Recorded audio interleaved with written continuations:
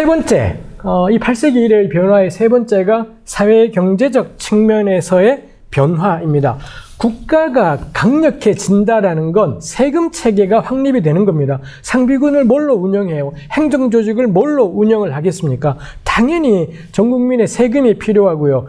국민은 그래서 세금을 내야 되죠. 그 다음에 국민들이 해야 될 게 전쟁에 동원이 돼야 돼요. 나라와 나라 사이에 전쟁 나게 되면 이건 당연히 국민들이, 직업 군인들도 있지만 계속 일반 국민들이 이 숫자가 필요하게 되는 거죠. 그 다음에 국가공사, 국가가 왕궁을 짓든지 이럴 때마다 또 국민이 동원이 돼야 되는 것이 있지요. 이게 평화 시기에는 문제가 없는데 그러다가 흉년 한 번, 그러다가 전쟁 한 번, 그럼 이 동원되었던 국민들은 세금은 세금대로 내고 자기 농사는 지을 수가 없고 가뭄 들어버리고 해서 이게 시간이 지나면서 국가는 튼튼해져 가고 반대급부로 국민은 가난해져 가요. 계속 가난해져 가게 되고, 놀랍게도 주전 8세기부터 등장한 현상이 대토지 소유자들의 등장입니다. 이러면서 어떤 사람들에게는 토지가 집중되어 버리게 되고, 가난한 사람들은 토지가 점점 없어지게 되고, 이게 아모스서하고 이사야서, 미가서, 주전 8세기를 배경으로 한 이 세 예언서들의 공통되게 나오는 게 땅을 잃은 가난한 자들의 이야기, 그 다음에 땅이 소수에게 집중되어 버리는 것에 대한 말씀들이 이 예언서들에 나오게 되더라라는 것입니다. 그 다음에 국가가 치밀하게 짜이게 되면서 이 우시야 왕 같은, 우시야도 주전 8세기 이 남한국 유다의 전성기를 열었던 왕입니다. 우시야도 역대하에 보면 이 사람이 이 지역마다 특용작물을 재배하도록 해요. 문제는 옛날에는 전부 다 논농사 했었기 때문에 뭐 흉년 나면 박살나지만 뭐 흉년만 아니면 그냥 쌀을 혹은 뭐 밀을 먹으면 살 수가 있는 거잖아요. 근데 어떤 마을은 가령 뭐 쉽게 사과만 키우게 하고, 저 마을은 뭐 포도만 키우고, 이 마을은 벼를. 그럼 이런 경우에 세 마을이 사과만 먹고 살 수는 없거든요. 그러면 요거를 가능하게 여기 벼농사하는 마을하고 사과농사 사이에 상업적인 유통을 하는 사람들을 통해 여기에 서로가 살 수 있지 않습니까? 마진을 누가 가지느냐? 유통하는 사람들이 가지게 되고, 유통하는 사람들은 절대 시골 사람이 아니라 도시 사람인 거죠. 그래서 이게 정비가 되면 될수록 도시로 부가 집중이 되게 되고요. 그 다음에 이 흉년이 나버리게 되면 이 사과 농사 망한 사람들은 먹고 살 길이 없습니다. 여기는 벼농사를 하지 않았기 때문에. 근데 사과만 먹고 살 수 없다 보니 쑥밭이 되는 일들이 생기는 거지요. 이런 과정들을 거치면서 농촌이 계속 몰락하게 되고, 모든 부가 예루살렘과 몇몇 큰 도시로 흘러들어가고, 뭐 이런 상업하는 사람들에게 부가 집중되고, 그리고 이런 것들은 항상 공권력이 결부되고 뭐 이런 일들이 있지요. 그래서 고대 이스라엘은 원래 12지파의 동맹체, 각자 자기 영역을 가지고 살던 것이 왕정이 견고해지면서 지역 간 불균형이 생기게 되고 부가 소수에게 편중되는 이 놀라운 현상이 주전 8세기부터 생기더라라는 겁니다. 정말 우리가 한번 곰곰이 생각해 보시면, 아까 지난번에 제가 했잖아요. 엘리사 때 그 제자들이 겁나 가난했다고. 근데 엘리야나 엘리사는 사회적인 불평등에 대해서 한 번도 씹은 적이 없어요. 가난한 자는 계속 가난하고 이게 말이 돼, 나쁜 놈아. 이런 식의 말씀은 사무엘, 엘리야, 엘리사 아무도 하지 않습니다. 선지자 나단이 다윗이 밧세바 범한 사건 때문에 예를 들기를, 부자가 있는데 손님 찾아왔을 때 지양을 대접하지 않고 옆에 가난한 사람 양 그걸로 대접한다. 이거 딱 빈부격차 문제인데, 그때도 나단은 이 문제를 가지고 늘어지지 않습니다. 근데 주전 8세기 예언자들, 이사야, 미가, 아모스, 예레미야, 에스겔 이 이후로 가게 되면은 예언자들이 줄기차게 고발하는 게 뭐냐? 사회 경제적 불평등이에요. 가난한 자 문제, 가난한 사람이 이렇게 계속 가난한 문제에 대해서 격렬하게 예언자들이 규탄을 해요. 근데 이 8세기 예언자들의 가난 문제에 대한 규탄은 가난한 사람 불쌍하니까 도와줘, 이딴 방식이지 않습니다. 이 사회적인 불이, 부자는 계속 부유하고 가난한 사람은 계속 가난한 걸 들어서 너희가 여호와를 버렸다라고, 이 사회 경제적인 불균형의 심화가 단지 사회적인 문제가 아니라 하나님을 버린 거다. 이게 8세기 예언자들의 사고방식이었다라는 것입니다. 이거 우리가 8세기에 달라진 거죠. 이 예언자들은 우리가 쉽게 생각하는, 하나님이 그때부터 전하라고 하시니까 그런 말씀 전했지, 겁나 쉬운 해결책인 거고요. 왜 예언이 바뀌나요? 이때 가면서부터 이 경제 불균형이 심화되기 때문에 적어도 다윗 솔로몬 시대 초반기만 해도 가난한 사람이 당연히 있었지만 이게 구조적인 문제이거나 불평등의 심화 이런 상황이 아니었던 겁니다. 근데 8세기 이래로 부는 도시의 소수의 상류층에게 온통 집중되고 대다수가 가난한 사람으로 빈곤의 나락으로 떨어지게 되고 대토지 소유자가 등장하게 되고 그러자 예언자들은 이런 규탄들을 하게 되는 거죠. 네 번째가 이스라엘의 존립을 위협하는 초강대국의 출현입니다. 우리가 전에 여호수아에서 했었지만 이스라엘의 가나안 정복은 이집트와 메소포타미아 세력의 공백일 때 가능했다. 뭐 이런 걸 했었었고 그때 제가 했지 않습니까? 계속 양대 강국은 전통적인 강호들은 약화되었더랬습니다. 근데 주전 8세기 중반 이래 이 메소포타미아 유역을 자리 잡은 아수르가 드디어 내부를 다 정리를 했고요. 그러고는 아수르가 이 정리하고서는 여전히 불평 세력들 그리고 힘들 이걸 어떻게 하느냐? 정복 전쟁으로 모든 불평을 해결하는 거죠. 해서 아수르가 서진 정책을 추진하게 되고 그럴 때 아수르가 가장 당연히 메소포타미아 세력이 탐내는 건 이집트입니다. 저긴 정말 비옥한 동네니 그렇게 진격을 하다 보니 졸지의 팔레스타인 전역이 이제 아수르 앞에 놓이게 되지요. 놀라운 건 옛날에는 이집트가 한때 번성하다가 약화되면 몇백 년 동안 별다른 나라 없이 조용. 그래서 이스라엘이 건국 뭐 이런 건데 아수르가 주전 8세기 중반에 서진을 시작하면서 팔레스타인 전체가 전쟁에 휘말리고 아수르를 누가 멸망시키냐? 바벨론이 멸망시키고는 곧바로 또 바벨론은 곧바로 페르시아는 알렉산더의 헬라 제국은 로마가 즉 주전 8세기부터 주후 1세기까지 팔레스타인 전역은 무조건 강대국의 소용돌이 안에 휘말린 것 이전에 없던 상황입니다. 그 이전에는 우리 성경 읽어보면은 그 이전까지는 맨날 북왕국은 아람하고만 싸워 둘 다 엉망이졸망이에요. 엉망이졸망이라서 멸망을 시킬 수는 없고 맹 치고받고 이러면서 소꿉장난을 하는 거고 남한국 유다는 에돔이랑 모압이랑 뭐 이러고 있는 겁니다. 근데 주전 8세기 중반에 공룡이 등장 아수르가 등장한 이래 아수르 망한 다음에 소강 상태가 아니라 아수르 망한 다음에 이게 강대국이 쪼개지면서 수십 개의 작은 나라로 쪼개서 얼망졸망이 아니라 바벨론이 아수르를 통째로 페르시아가 바벨론을 이렇게 돼버리면서 사실상 주전 8세기 이래 팔레스타인의 나라들은 독립을 상실하게 되지요. 봉신국가가 되든지 아니면 조공 바치다가 열받아서 안 바쳐!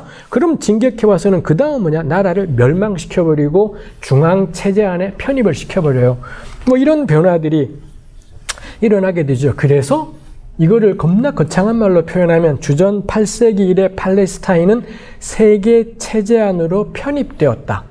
이런 그럴싸한 표현을 할 수가 있는 거죠. 그 말이라는 게 이제부터 이 나라들은 독자적으로 결정할 수 있는 게 아니라 아수르 바벨론 앞에 항복하면 조공국가로 존속하는 거고요. 거부하면 멸망하는 거고 해서 완벽히 세계 체제 안에 편입되어 버리는 상황이 생겼더라라는 것입니다. 그러면서 국가의 멸망이라는 게 눈앞에 다가오는 거죠. 근데 주전 9세기에는 주전 10세기에는 그런 일이 없다라는 거예요. 초강대국이라는 것이 없었기 때문에 되는 거죠. 이 네 가지의 변화, 바알 신앙이 득세하게 되었다라는 것, 그 다음에 그래서 야훼를 버리는 것, 두 번째 세속적인 자율국가, 이 임금들이 지그가 진짜 임금인 줄 알고 하나님의 법도를 개무시하고 자기들이 생각하기에 이익이 되는 쪽으로 선택. 세 번째, 내정은 어떻게 되느냐? 사회경제적 불균등으로 인해 가난한 자가 계속 발생하게 되고 그들의 삶이 너무 억울하다라는 것. 네 번째, 초강대국의 출현. 요게 결합이 되자 이제 예언자들은 가난한 자를 너희가 짓밟어 넌 임금 넌 죽어가 아니라 이놈의 나라는 없어지고 말 거야. 근데 나라가 없어지고 만다라는 게 가능한 상황이 뭐냐? 초강대국인 겁니다. 아수르, 바벨론, 페르시아라는 초강대국이 있다 보니 이놈의 나라는 임금 하나로 바꿔될 게 아니라 지배계층끼리 막 민주당이 국민의힘 당이 되고 국민의힘이 민주당 이딴 걸로 바뀌는 게 아니라 아예 이놈의 나라 자체가 사라져 버려야 돼. 이런 이 선포들이 가능하게 되더라라는 것입니다. 해서 이게 이런 상황이 8세기 예언자들 이래 이전과는 다른 메시지들을 근본적인 메시지들을 선포하게 했다라는 거죠. 그래서 8세기 이래 예언의 영역이 하나님 신앙의 영역이 확장되었습니다. 이제는 사회 경제적인 문제가 하나님을 경외하는 것하고 직접적인 연관이 된 거죠. 그 전까지는 이건 문제되지 않았어요. 사회 경제적인 가난 문제는 예언자들이 언급한 적이 없는데 주전 8세기 이래 예언자들은 가난 문제를 반드시 언급을 하는데 이 가난 문제가 단지 사회적인 관심이 아니라 신앙과 연관난 하나님을 섬긴다라고 할 때 8세기 예언자들에게는 그게 뭘로 드러나느냐? 가난한 자의 억울함이 해결되느냐? 이게 이 사람들한테는 야훼 신앙의 가장 본질적인 요소로 다루어지는 것이 있지요. 이거 우리가 지금도 착각하고 오해하는 요소들입니다. 교회가 이 영적인 문제에만 관심을 가질 것이 아니라 이웃과 나누는 사회적인 문제도 관심을 가져야 된다. 이딴 식의 생각은 예언자들하고는 안 맞다. 라는 거죠. 예언자들의 선포는 가난한 자를 돌아보고 세월호 유가족의 억울한 문제는 사회적인 문제가 아니라 영적인 문제야. 이게 예언자들의 시각입니다. 영적인 문제와 사회적인 문제로 나누기. 이게 예언자들이 줄기차게 붙어 싸우던 규탄하는 생각인 거고요. 사회적 현실에 대한 관심이야말로 하나님을 경외하는 삶이야. 라는 게 그래서 하나님 경외는 성전에서 드러나지 않고 일상의 정의에서 드러난다.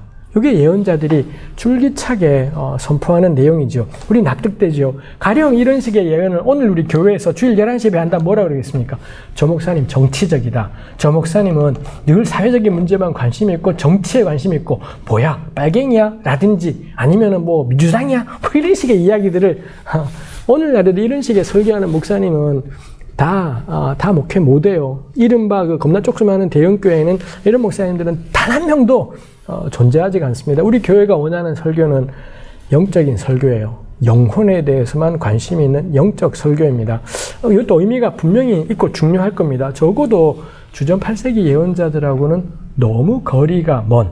아마 그게 우리가 한국 1년 52주 52번 11시 예배가 있겠지만 이사야서가 예레미야서가 아모스서가 그날 본문이 되는 경우는 52주 가운데 진짜 드물 거라는 거.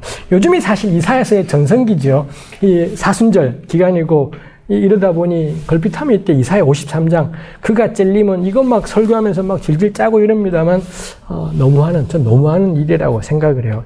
이사야서가 기껏 고난 주간에만 소비되고 있는 게 저는 우리네 교회의 현실일 거다 싶은 것이 있습니다. 그래서 8세기 예언자에 대해서 우리가 낯설지요. 이런 시대적인 상황들이. 그 다음에 8세기 예언자가 넓힌 영역이 국제정치입니다. 예언자들은 이스라엘 같은 약소국들은 아수르랑 외교 관계가 어떠냐가 전망을 결정하는 겁니다. 근데 이 예언자들은 이 남한국의 왕이 아수르에 사신을 보내서 도와달라 그러잖아요. 그럼 득달같이 들이닥쳐서는 너가 하나님 버린 거라고. 이게 임금들한테는 당연히 씨도 안 먹고 세상에 독불장군이 어디 있어요. 이거는 정치인데 이거는 외교인데 왜 당신이 여기에 끼어서 왜 당신이 우리가 여호와를 버리제? 하나님을 섬기지 말제? 그게 아니라 아수르와 관계가 좋아야지 약소국이 살잖아요. 바벨론이랑 관계가 좋아야지 살잖아요. 근데 동맹사절만 보내면은 예언자들이 들이닥쳐서는 너희가 하나님을 버렸으니 나도 너희를 버리겠다. 이래버리는 것이지요. 이 왕들하고 예언자하고 안 맞은 게 국제정치 외교가 하나님의 영역이다라는 게 이 왕들에게는 납득이 안 돼요. 이건 정치인데 외교인데 왜 교회가 껴? 뭐 이런 것이 되는 것이 있더라라는 것입니다. 해서 8세기 예언자들이 등장한 현상이 열방 말씀입니다. 구약성경 아모스 1장 3절부터 1장 나머지 전부가 이스라엘을 둘러싼 열방들에 대해서 한 2구절, 3구절 정도로 짜잔하게 말씀하시는 것이 있고 이게 확대되면 이사야서가 13장부터 23장까지 예레미야서가 46장부터 51장까지 에스겔이 25장부터 32장까지 뭉텅이로 열방 말씀이라는 것이 존재해요. 이게 특이하죠. 딱 주전 8세기 예언자들부터 열방에 두신 하나님의 뜻이 선포되기 시작하는 겁니다. 근데 사실 주전 8세기는 남북 이스라엘이 가장 약화되고, 주전 8세기 후반에 북왕국은 망해버리고, 주전 8세기 후반 아수르 진격 앞에 남왕국은 조공국가로 전락을 해요. 그런데 그때부터 예언자들이 선포하는 게 열방 말씀, 온 세상에 임하게 될 여호와 하나님의 뜻, 이런 걸 선포하더라라는 것입니다. 해서 하나님의 온 세상 주권이 가장 명료하게 선포되는 때가 언제냐? 주전 8세기 중반 이래 가장 약화되었던 시기였다라는 겁니다. 이 대단하죠. 하나님이 온 땅의 왕이시다라는 건 다윗, 솔로몬 때 드러나지 않아요. 약한 나라가 되었을 때 놀랍게도 예언자들은 우리 하나님 여호와야말로 온 세상의 왕이시다, 이런 선포를 하고요. 우리가 구약신앙을 유일신 신앙이라 그러지 않습니까? 세상의 신들은 다 꽝이고 하나님만이 진짜 신이야. 근데 구약이 원래는 이렇지 않지요. 구약은 다른 나라는 다른 신을 섬기고, 심지어 신명기에는 1월 성신, 태양과 달과 별들은 이방 민족을 위해 하나님이 배정한 거고, 너희는 나를. 이게 이스라엘의 기본적인 신앙입니다. 세상에 수많은 신들이 있지만 이스라엘은 하나님을, 이게 뭐 단일 신론 뭐 이렇게 부를 수 있는 것인데, 근데 이게 유일 신론, 세상의 신이라고 하는 건 사실 다 엉터리야. 텅 빈 것들이고 하나님만이 유일하신 신이야. 이걸 언제 명백히 등장하냐? 이사야 40장 이후 본문, 이사야 40에서 55장, 여기 가면 유일신이 명백하게 증언되는 것이 있습니다. 근데 이사야 40에서 55장의 배경이 언제냐? 바벨론 포로기라는 거죠. 남의 땅에 끌려가서 식민지 포로살이를 하는 겁니다. 그때 선포되는 것이 바벨론의 신은 헛거라고 우리 하나님만이 유일하신 하나님이다 라는 겁니다. 그래서 야훼 유일신론은 전성기에 깨달아지는 것이 아닙니다. 가장 밑바닥이 되었을 때, 가장 밑바닥에 처했을 때 우리의 하나님이야, 이 포로들의 하나님이야말로 온 세상의 하나님이시구나가 이 명확하게 드러나게 되는 것이 있더라라는 것입니다. 그래서 8세기 예언자들에게서 사회경제적인 영역이 하나님의 주권 안에 들어오게 되고, 국제정치와 외교 영역이 하나님의 주권 안에 들어오게 돼요. 그거 생각하면 이거 진짜 웃긴 거죠. 한국의 어떤 목사님들은 미국과의 관계가 깨지면 죽을 것처럼 난리를 쳐요. 뭐 지금은 온 세계와 다 사이좋게 지내는 것이 너무 중요하지만 유독 미국한테 목을 메고 난리 법석을 해요. 성경은 왜 보나 싶은 생각이 드는 겁니다. 예언자들은 바벨론이건 아수르건 뭐 어디건 간에 다른 나라와의 동맹은 하나님을 버린 거라고, 하나님의 도우심을 구해야지 강대국이 도와줄 거란 생각, 이거 하면 난리가 났더랬습니다. 이게 성경의 예언서 사방에 있는데, 근데 주로 이 미국과의 관계가 좋아야 된다라고 강력하게 생각하시는 목사님들의 압도적인 수는 성경을 문자적으로 보시는, 흔히 말하는 굉장히 보수적인 분들이에요. 이게 앞뒤가 말이 맞냐? 저는 미국과의 사이 나빠야 된다, 이지 않습니다. 미국이든 중국이든 뭐 러시아든 일본이든 전 주변 국가들하고 좋은 관계를 맺고 사는 건 너무 당연한 일이겠다 싶어요. 너무 미국에 그러지는 마라. 너무 미국과의 관계만이 한반도의 유일한 살 길인 것처럼 그러지는 마라. 성경 예수 믿으면서 그런 말하면 쪽팔린다 싶은 생각이 저에게 있습니다. 그 뭐 예언자들이 우리에게 일러주는 교훈이겠다 싶어요. 물론 우리가 예언서들 보면서 이때의 아수르 바벨론이라면 우리 시대에는 뭐지? 그 고민이 필요하겠죠. 예언자들의 이 8세기 이후 예언자들의 선포에 공통점이 있습니다. 이것도 역시 게르하르트 폴라드 책에서 정리되고 있는 겁니다만 뭐 아주 깔끔하게 정리해요. 예언자들은 보수적이면서 진취적이었다. 이렇게 이 폴라트가 정리하는 게 있습니다. 보수적이다라는 건 예언자들은 이제는 시효가 다 했다라고 사람들이 생각했던 여호와의 말씀이 지금도 살아있고 지금도 역사한다 라고 믿었다는 점에서 예언자들은 보수적이었다. 그 오래전에 주셨던 여호와의 말씀, 시내산에서 주신 말씀이든 아브라함에게 주신 약속이든 오래전에 주어졌던 말씀이 시효를 다한 것이 아니라, 지금은 흘러간 시대가 아니라 지금도 그 말씀이 살아있어서 해당되고 역사한다. 이 하나님 말씀은 영원토록 능력이다 라는 걸 믿었다는 점에서 예언자들이 보수적, 이라는 거고요.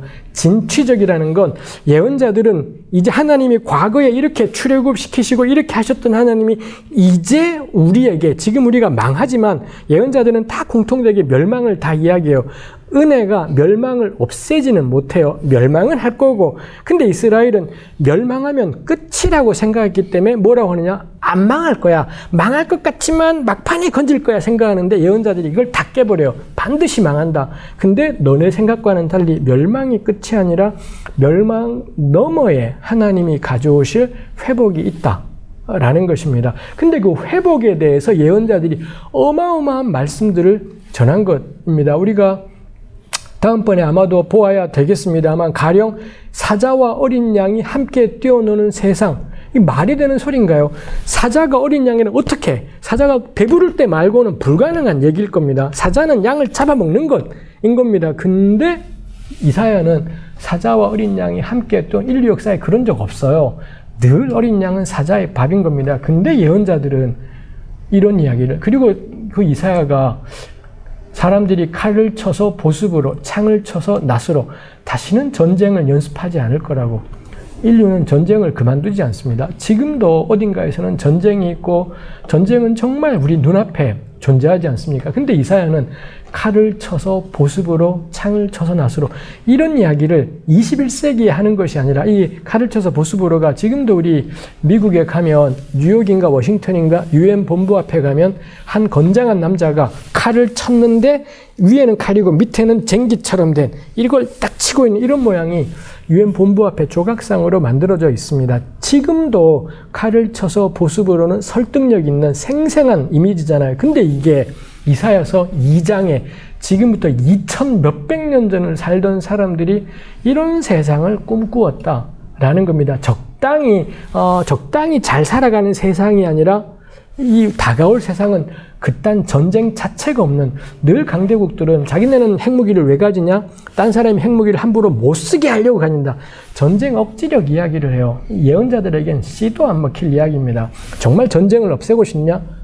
그럼 전쟁을 없애라. 무기를 없애라. 겁나 비현실적이겠습니다만 그 점에서 예언자들은 진취적이었구나 싶은 거죠. 이게 예언자의 보수와 진취입니다. 하나님 말씀이 지금도 살아있다 라는 점에서 보수적이고, 그 다음에 다가올 미래를 꿈꾸는데 타협된 미래가 아니라 정말 영광스럽고 엄청난 미래를 꿈꾸는 것이다라는 겁니다. 그럼 우리가 돌아보게 돼 우리는 보수적인지, 도대체 우리는 뭐에 보수적인지, 내 재산에 보수적이고 내 기득권에 보수적이고 뭘 지키고 싶은 건지가 궁금해지지 않습니까?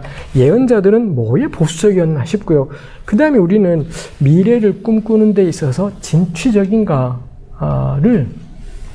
돌아보게 되는 것이 있지요. 그래서 묶으면은 저는 하나님의 말씀을 신뢰하는 사람은 진취적일 수밖에 없다. 하나님 말씀 신뢰가 보수인 거기 때문에 이렇게 하나님 말씀을 굳게 붙잡은 보수적인 사람은 반드시 진취적인, 전 진보적인보다는 진취적인이 좋은 것 같아요. 우리 사회에서의 진보는 특정한 이 뉘앙스가 들어간 표현이 되다 보니 그렇다 싶습니다. 그게 폴라트가 정리한 구약 예언자들의 공통점. 저는 굉장히 잘 표현. 아까 그 8세기의 변화 4가지하고 구약 문서 예언자들의 공통점 2가지는 다른 어떤 예언서 연구자들의 글에서는 찾아보기 어려운 정말 폴라트의 멋진 관찰이다 싶은 것이 있습니다. 이게 우리 문서 예언자 전체의 개론이겠고요. 하나 더 이야기를 해보자면은 이 문서 예언자들은 8세기 예언자들은 아수르의 위협에 대한 대응입니다. 아수르가 진격해올 때 어떻게 해서 북왕국은 결국 아수르에 망하게 되고, 이사야나 미가 같은 사람들은 아수르에 굴복하지 말고 의지하지 말고 하나님만 뭐 이런 걸 선포했던 거죠. 그 다음에 7세기 예언자들 예레미야와 에스겔은 바벨론의 위기, 바벨론의 진격 앞에서 초토화되는 남왕국 유다 속에서 하나님 말씀을 선포했던 것이 예레미야, 에스겔, 그 다음에 뭐 작게는 스바냐 뭐 이런 분들이 있겠지요. 그 다음에 바벨론에 끌려간 포로기 시대 때의 예언자로 이사야 40에서 55장, 우리가 하여튼 이사야 40에서 55장이라든지 에스겔서의 절반 이상 뭐 이런 부분들이 있을 것이겠고요. 그 다음에 이 바벨론이 멸망한 다음에 페르시아이지 않습니까? 페르시아 시대 때 활동했던 예언자들로 학개, 스가랴, 말라기 뭐 이런 예언자들을 들 수가 있지요. 결국 구약의 문서 예언자들은 아수르 위기, 바벨론 위기, 페르시아 위기 이런 초강대국들로 인해서 유다 땅에 닥쳐온 위기 그 속에서 예언자들은 하나님께서 원하시는 게 뭔지 이런 말씀들을 전했다라는 걸 우리가 정리를 해볼 수가 있습니다. 그래서 예언자들의 예언은 진공 중에 선포되지 않았죠. 아주 구체적인 현실 속에서 선포되었기 때문에 예언서들을 잘 이해하기 위해서는 이 역사에 대한 이해가 아주 중요한 일이라고 할 수 있겠습니다.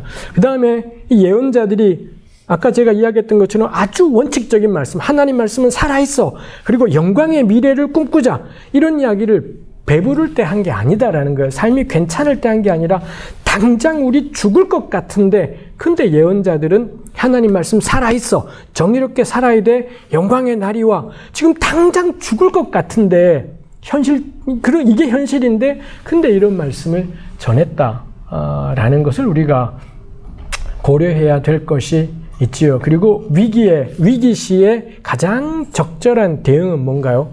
원칙으로 돌아가는 것, 보수적으로 원칙으로 돌아가는 것, 그 다음에 다가올 영광의 미래를 꿈꾸는 것. 이게 8세기, 7세기, 6세기 예언자들의 위기 대응 방식이다라는 것입니다. 해서 저는 예언서 이해할 때 우리가 굉장히 난감해하는 가장 큰 까닭은 역사에 대한 느낌이 없어서입니다. 이게 하나님 말씀이라는 생각이 너무 세다 보니 이 말씀이 진공이 아니라 특정한 역사적 위기 속에 선포된 건데 그 위기가 다가오지 않아서 그런 거죠. 행인지 불행인지 우리나라는 위기가 있고 특히 강대국으로 인한 위기가 계속 있었잖아요. 중국으로부터 당하는 이 굴욕은 몇천 년 된 거다 보니 잘 느껴지지가 않지만 우리 가까이에 일본 일제강점기 1910년부터 45년까지의 36년 세월이 있지 않습니까? 그래서 저는 예언자들을 잘 이해하기 위해서 1910년 한일합방, 강제 한일합방이 있기 전까지 구한말에 조선이 어떻게 굴러갔는지 그게 어떻게 일본에게 마침내 멸망하게 되기까지 갔는지 요 시기 공부, 그 다음에 일제강점기 이 시간 동안에 조선 사람들이 어떤 생각을 하고 또 해방 이후에 전 1945년에서 1950년이 우리나라 역사의 가장 비극적인 시간이라고 생각을 해요. 해방이 된 줄 알았는데 봄이 온 줄 알았는데 전혀 봄이 아니었던 너무 고통스러웠던 1945년에서 50년입니다. 요 한국 현대사가 어느 정도 들어오면 저는 예언서들을 읽을 때 예언서의 말씀이 살아있게 돼요. 이게 그저 텍스트로 글자로만 존재하는 게 아니라 상황 속에 예언자가 선포했구나가 그림이 입체적으로 그려지게 됩니다. 근데 이 두 개의 역사, 조선의 역사, 우리 한국 현대사가 가물가물하고 그리고 구약의 역사가 가물가물하다. 그럼 남는 게 뭐냐? 그냥 평면적인 하나님 말씀. 오늘 나에게 무슨 말씀을 주시지? 이렇게 이것도 뭐 다 틀린 건 아니겠지만 역사가 사라져버리게 되고 역사가 사라진 예언자들의 선포는 공허해요. 공허하고 개인의 영성에만 몰두해버리게 되는 너무 좁아. 이게 틀린 건 아니죠. 요 한 부분이 있지만 너무 좁아져 버리는 문제가 있습니다. 극복은 성경을 더 열심히 읽는 것이 아니라 역사를 이해하는 것. 구약 역사를 조금 더 보고 그 다음에 이거랑 느낌이 있기 위해 한국 현대사에 대한 느낌을 가지는 것. 이게 저는 구약을 읽는데 아주 중요하다 싶습니다. 오늘 강의는 여기까지 하겠습니다. 고생하셨습니다.